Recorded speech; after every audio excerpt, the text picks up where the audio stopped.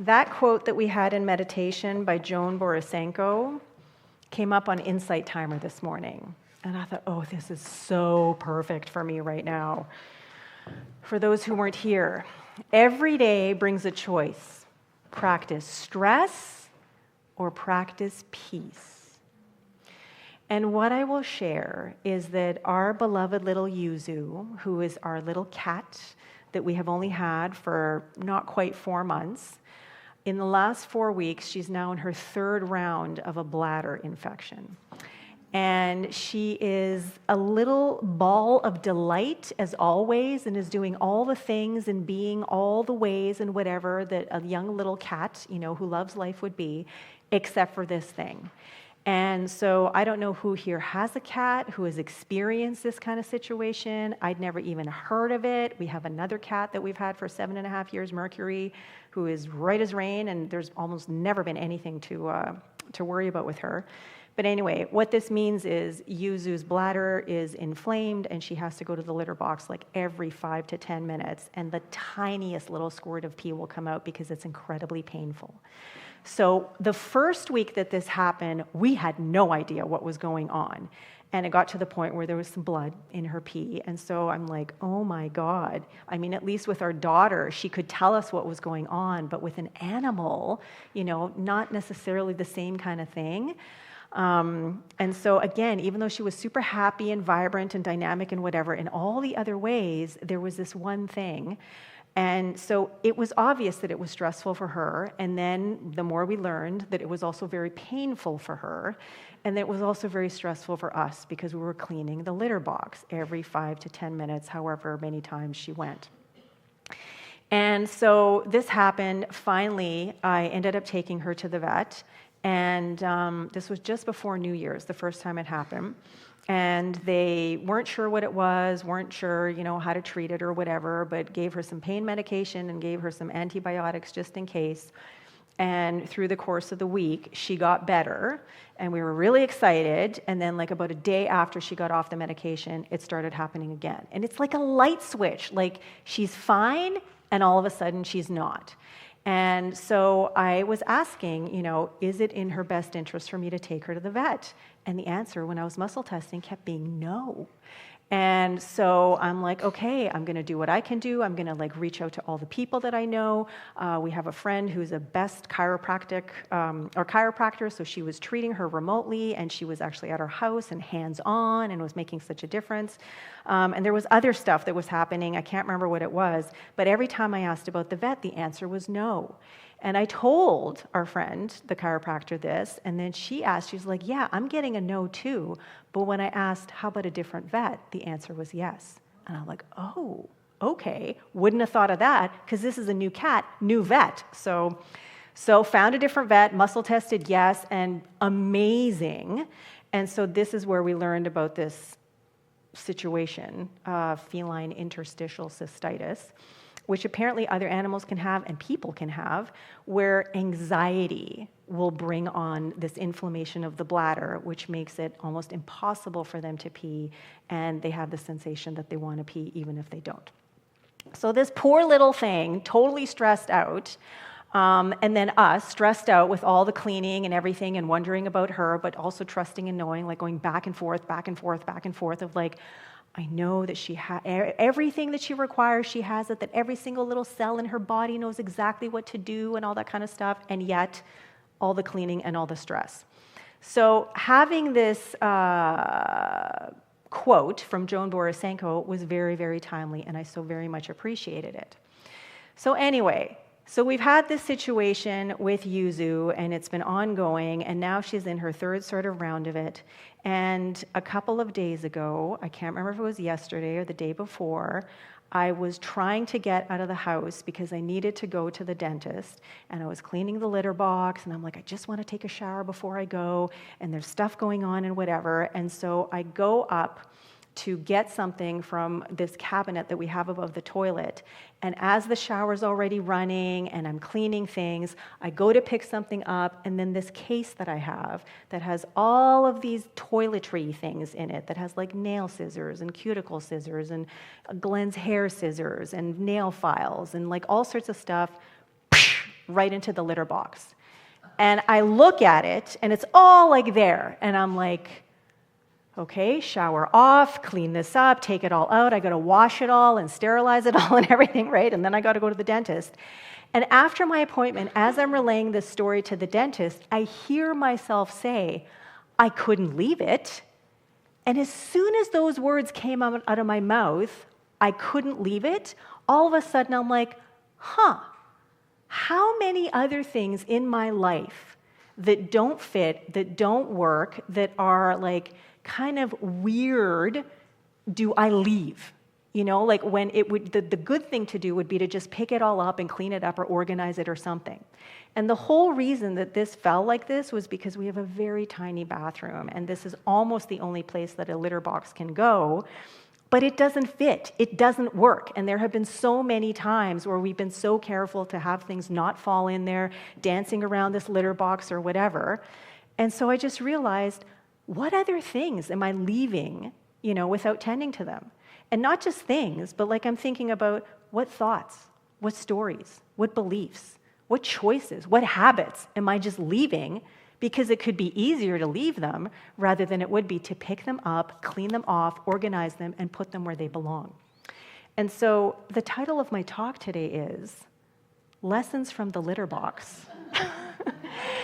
And so when I was thinking about all of these things that we leave and why do we leave them, I was also thinking, that's not Yuzu, by the way. I was also thinking about Yuzu's experience and what it is that is at the root cause of these issues that she's having, this anxiety that she's having, which I have to say, she and I are reflecting each other quite a lot these days with the amount of stress that I'm feeling with certain things. So I'm very, very aware of that. And so practicing peace instead of practicing stress is such an essential invitation for me right now. So who here has the Louise Hay book that has that little chart in it where you can look stuff up and see, you know, yeah, okay? So that book is such a good book. You Can Heal Your Life. And in here is a chart in the middle of the book that she compiled after decades of working as a psychologist to sort of correlate certain conditions with underlying root causes and then have a new thought pattern that you can use to shift that and shift your experience in the process. So with the bladder, there is anxiety, which that's what the vet told us, but the anxiety comes from holding on to old ideas. And it comes from fear of letting go. And it comes from sometimes being pissed off.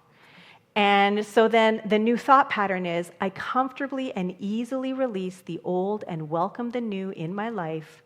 I am safe. So now I can't tell Yuzu to, you know, say these affirmations and do these things, but what I can do is I can know that in my mind and in my heart, and I can embody those truths in my consciousness, knowing that because there's only one consciousness, it can only then be experienced in her little consciousness, right? And so I also looked up urinary stuff, and that was about blaming others, and it said that sometimes it's about blaming the opposite sex.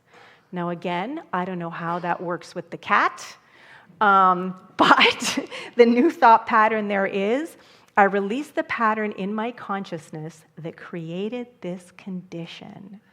I am willing to change. I love and approve of myself. So again, I can't expect Yuzu to embrace these affirmations, but I can really, really start to not just know, but to embody them for myself. I'm wearing this sweatshirt again today, this amazing gift that was given to me by the board of directors for Christmas, because this is the one and only VTC sweatshirt right now, Victoria Truth Center, that says, love is my true nature. And I really, truly believe that. I mean, it's what we teach here. This is part of what New Thought Foundation and New Thought Principles are all about. But we really focus on love. You know, a lot will focus on God or spirit or source. Same thing, but we like to say love here because love is something that people can understand better, that people can relate to more, that maybe isn't as triggering or activational. And so for me, I want to be more of the love I am. I want to be that. I want to feel it. I want to experience it. And so when these things happen, like all of these things falling into the litter box and having to, go and clean them and then get this aha and take care of Yuzu, but realize, oh my God, she and I are the same thing, expressing in different ways. So I just need to know for myself who and what I am and show up as more of that. And then that can only be reflected in our tiny little Yuzu, who is so adorable anyway. Like, how can she not be this little ball of love, right? So the thing that really, really came up for me again is with this litter box being where it is in the washroom and this stuff that sits in this cabinet, which is really shallow, stuff is going to fall in there because it just doesn't work. And so it is time for me to stop putting up with or stop expecting for something that clearly doesn't work to work in some way. So I actually, finally, after 3 years, moved the litter box to, another wall. All right? So there's no way that stuff can fall into it anymore. But now it's easier for, the cats to, go in and out, and it's easier for us to clean. But it's like, why did it take 3 years? Well, because it takes as long as it takes. We have to be open to the signals that we're getting. We have to be open and listen and tune in to the messages that are always, always there. But if we block ourselves off because we have a certain perspective or opinion, or we have certain thoughts, beliefs, and stories that we're holding on to because they're so familiar, they're like easy to like carry around, but meanwhile, they're like dragging us down like incredibly heavy anchors that are keeping us stuck in one place, and we're wondering, why can't I move anywhere? Right? We got to let them go. We have to let them go because they don't work anymore. And then once we do, oh my gosh, that's when life changes. Sometimes it doesn't feel so great right away because it's different, it's unknown, it's unfamiliar. But then once we remember that, hey, wait a minute, personal responsibility. I create my life, no one and nothing else. I'm the one who chooses how I respond to whatever it is that's going on. Nobody else makes those choices for me. So when we allow the pain that we've been feeling to just sort of let go as being like the focus and focus on the vision pulling us into a greater experience of ourselves, then that's when we really get to embody the love we are more fully. Now, I had to look it up because I couldn't remember it, but there is a quote, which is actually a full poem by Anais Nin called Risk. Anyone here familiar with it? I'm sure as soon as I read it, yep. And the day came when the risk to remain tight in a bud was more painful than the risk it took to blossom. Okay? So pain works, discomfort works, whatever it is that doesn't fit works until it doesn't. Until it doesn't, because the love we are, the creativity we are, that infinite dynamic energetic flow that we are, can no longer be contained in whatever it is that has been containing it until now. It has to be unleashed, through the pores, through the interspaces, whatever, into a bigger expression of what it truly is. And so even though right now, for me, it was about like these things falling into the litter box and just picking up the litter box and moving, it also is a reminder for me for all of my areas of life. Where else in my life am I just leaving it? What thoughts, what stories, what beliefs, what choices, what behaviors am I just leaving unconsciously because it's easier to do so because they're familiar? Where is it time for me to stop being a bud and just open up and be a blossom? And so that's my question for you too. What are you still holding on to that doesn't work or fit anymore? And are you willing to risk letting go of being a bud so that you can see what life could look and feel like if you allowed yourself to blossom? Thank you, and so it is.